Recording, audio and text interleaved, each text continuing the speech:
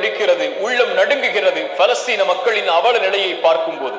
உலகமும் மீடியாவும் சொல்வது போல இது யூதர்களின் முஸ்லிம்களின் பிரச்சனை அல்ல, பலஸ்தீனில் முஸ்லிம் அல்லாதவர்களும் வாழ்கிறார்கள். இது ஹமாஸின் இஸ்ரேலின் பிரச்சனை அல்ல, இது நீதி மறுக்கப்பட்ட மனிதநேயத்தால் ஒதுக்கி வைக்கப்பட்ட அப்பாவி நீதியின் மக்களுக்கும் அநீதத்திற்கும் எதிரான பிரச்சனை. வரலாற்றின் உண்மையின் ஆழத்தை அறிந்தவர்கள் அதை உணர்ந்து கொள்வார்கள். இந்த நேரத்தில் நாம் என்ன செய்வது என்று நீங்கள் கேட்டால், இறைவனுடைய உதவியை கொண்டு வருவதற்காக அவனிடத்தில் பிரார்த்தனை செய்யுங்கள். அவன் உதவி செய்தால் யாரும் மிகைக்க முடியாது, அவன் கைவிட்டால் யாரும் அவனுடைய உதவியை கொண்டு வர முடியாது. ஆனால் வெற்றி என்ன தெரியுமா? கட்டமைப்பு இல்லாத, ராணுவ பலம் இல்லாத, அப்பாவி ஒதுக்கி வைக்கப்பட்ட அந்த நீதியின் மக்கள் அநீதத்திற்கு எதிராக எழுந்து நிற்பதே வெற்றியின் அடையாளம் தான். இறைவனுடைய உதவி விரைவில் வரும், பிரார்த்தனையோடு காத்திருங்கள். அதற்காக ரஷ்யாவிலே இருக்கக்கூடிய குழந்தைகளை குறிபார்த்துக் கொள்கிறது. ஏன் கொள்கிறது? ஏன் பலஸ்தீனில் இருக்கக்கூடிய குழந்தைகளை மட்டும், அவர்கள் தங்கி இருக்கக்கூடிய இடங்களை மட்டும் அளிக்கிறது?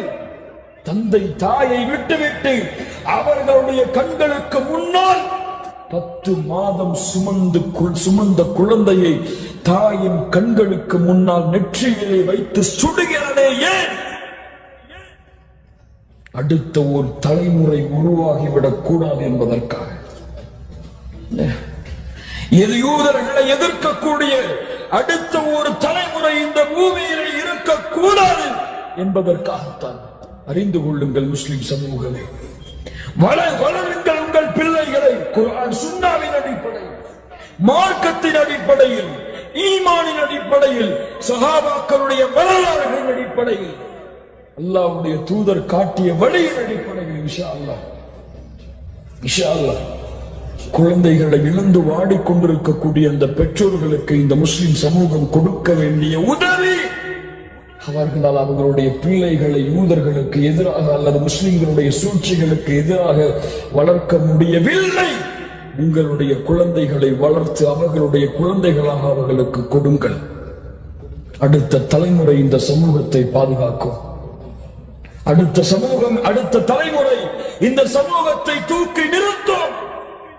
இந்த உலகத்திலே முஸ்லிம்களுடைய ஆட்சியை, இஸ்லாமிய மார்க்கத்துடைய வேரை இந்த உலகத்திலே ஊன்றும். அல்லாஹ்வுடைய தூதர் முஹம்மது ரசூலுல்லாஹ் ஸல்லல்லாஹு அலைஹி வஸல்லம் கூறியது போல, அல்லாஹ் எந்த ஒரு அடுக்குமாடி வீடையும், எந்த ஒரு குடிசையையும் அல்லாஹ் விட மாட்டான். இல்லா அத்கலஹு அல்லாஹு ஹாதா தீன், அதனுள் இந்த இஸ்லாமிய மார்க்கத்தை நுழைக்காதவரை அந்த காலம் விரைவில். கண்ணியத்துக்குரியவர்களே, அதற்கான தயாரிப்புகளோடு வாழ வேண்டும். முஸ்லிம்களை கொலை செய்வது அவர்களுக்கு வேண்டுமானால் சாதாரணமாக இருக்கலாம். அல்லாஹ் ரப்புல் ஆலமீன் தெளிவுபடுத்துகிறான், வலா தஹ்ஸபன்னல்லாஹ காஃபிலன் அம்மா யஅமலு ஸாலிமூன். முஸ்லிம்களை கூட பலர் கேட்கிறார்கள், அல்லாஹ் இதை பார்க்கவில்லையா? அல்லாஹ் இதை கண்காணிக்கவில்லையா? நான் இரக்கம் காட்டுகிறேன். சில முஸ்லிம்கள் பேசுகிறார்கள், ஒரு குழந்தை இறந்து கிடக்கிறது, என் உள்ளம் பதறுகிறது, எனக்கு மேலெல்லாம் இரக்கம் காட்டக்கூடிய அல்லாஹ் அவர்களுக்கு இரக்கம் காட்டவில்லையா? அதை ஏன் அல்லாஹ் பார்த்துக் கொண்டிருக்கிறான் இன்னும் தடுக்காமல்? அல்லாஹ் சொல்லுகிறான், முஸ்லிம்களே, ولا تحسبن الله غافلا عما يعمل الظالمون. சூரத்துல் இப்ராஹீமை படித்து பாருங்கள், 42வது வசனம். அல்லாஹ் அநீதி செய்பவர்கள் அநீதி செய்யும் பொழுது அதை பார்த்து கொண்டிருக்கிறான் என்று எண்ணாதீர்கள். இன்னமா யுஅخிருஹும் லியௌமின் தஷ்ஹஸு ஃபீஹில் அப்சார். என்ன நீதி கொடுக்க முடியும் இந்த உலகத்தில்? என்ன நீதி கொடுக்க முடியும்?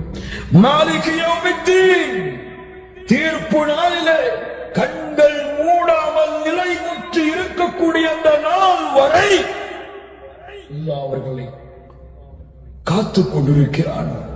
அல்லாஹ் அவகாசம் கொடுக்கிறான் அவர்களுக்கு. அந்த நாள் வந்துவிட்டால் லா இலாஹ இல்லல்லாஹ், முடிந்தது அவர்களுடைய கதை. கண்ணியத்துக்குரியவர்களே, முடிந்தது அவர்களுடைய கதை.